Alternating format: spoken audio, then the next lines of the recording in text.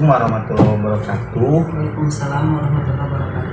Mohon maaf Bu, saya mengganggu waktunya. Ini saya ada tugas Bu, tugas dari pendidikan calon guru penggerak modul 3.1 mengenai wawancara dengan kepala sekolah untuk membahas tentang dilema etika ketika mengambil keputusan Bu. Apakah Ibu bersedia Bu menjawab beberapa hal yang ingin saya tanyakan? Siap, bersedia. Yang pertama Bu, selama ini bagaimana Ibu dapat mengidentifikasi kasus-kasus yang merupakan dilema etika atau bujukan moral? Kita sebagai pimpinan harus tahu dulu pengertian mana yang termasuk dilema etika dan mana yang termasuk bujukan moral. Jadi kalau misalnya untuk membuat keputusan dilema etika itu keputusan benar melawan benar, kalau bujukan moral benar melawan salah. Nanti kita harus membuat keputusan. Nah, seperti itu. Ya. Terima kasih Bu. Untuk yang kedua Bu, selama ini bagaimana Ibu menjalankan pengambilan keputusan di sekolah Ibu, terutama untuk kasus-kasus di mana ada dua kepentingan yang sama-sama benar atau yang sama-sama mengandung nilai kebajikan? Untuk mengambil keputusan itu di sini harus menganalisis dulu permasalahannya, sehingga kita nanti kalau sudah dianalisis kita akan membuat keputusan melalui musyawarah untuk mencapai mufakat dengan melibatkan beberapa orang, misalnya orang tua siswa, terus komite, guru-guru, bahkan siswa sendiri yang bermasalah untuk mengambil keputusan. Tapi permasalahannya harus diidentifikasi dulu, dianalisis seperti kira-kira apa solusi untuk membuat keputusan itu sehingga masalah sampai selesai gitu. Iya. Kemudian Bu, langkah atau prosedur seperti apa yang biasanya Ibu lakukan selama ini Bu? Yang pertama tetap jadi kembali lagi ke identifikasi masalah, Ya. terus merumuskan masalah, terus membuat riset bagaimana untuk solusinya, carinya dulu. Nah, setelah itu nanti kita akan membuat solusi permasalahannya. Keempatnya, tindakan apa yang akan kita lakukan untuk menyelesaikan masalah. Selanjutnya evaluasi dari hasil keputusan yang diambil oleh kita gitu. Ya, Bu. Selanjutnya Bu, hal apa saja yang selama ini Ibu anggap efektif dalam pengambilan keputusan pada kasus dilema etika Bu?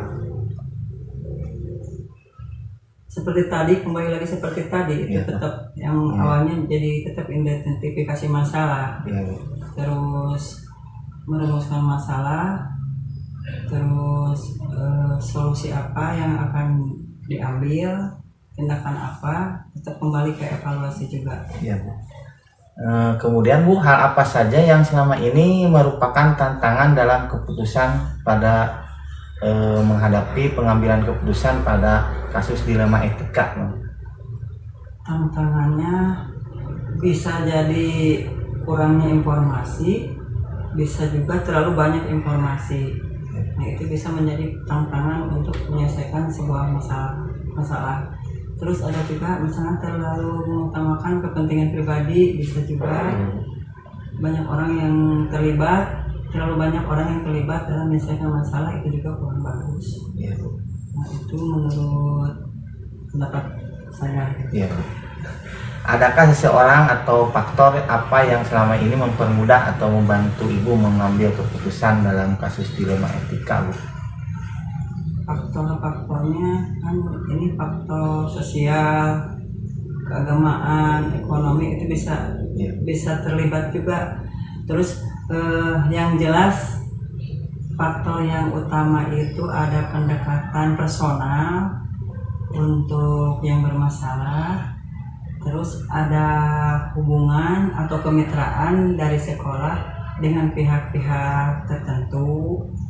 Dalam menyelesaikan masalah kita melibatkan, tidak selalu hanya sendiri tapi melibatkan orang lain atau mitra kerja kita untuk mengambil sebuah keputusan. Ya Bu, yang terakhir ini Bu, dari semua hal yang telah disampaikan, pembelajaran apa yang Ibu petik dari pengalaman Ibu mengambil keputusan dilema etika? Dalam mengambil keputusan, yang jelas kita tidak boleh sembarang langsung mengambil keputusan secara instan. Harus kembali lagi ke awal, identifikasi dulu masalahnya sampai tingkat evaluasi yang tadi itu. Jadi harus bijaksana, jangan sampai kita dalam mengambil keputusan merugikan banyak orang lain. Ada pihak-pihak yang dirugikan. Yang bagus itu bisa menciptakan kebaikan yang banyak itu untuk orang banyak, mengurangi kerugian untuk sedikit orang misalnya gitu, memperkecil kerugian untuk orang lain. Ya Bu, terima kasih Bu atas waktunya. Semoga dapat bermanfaat, semoga dapat menjadi sebuah ilmu Bu dan pengalaman bagi saya. Terima kasih Bu. Assalamualaikum warahmatullahi wabarakatuh. Semangat Pak Tantan.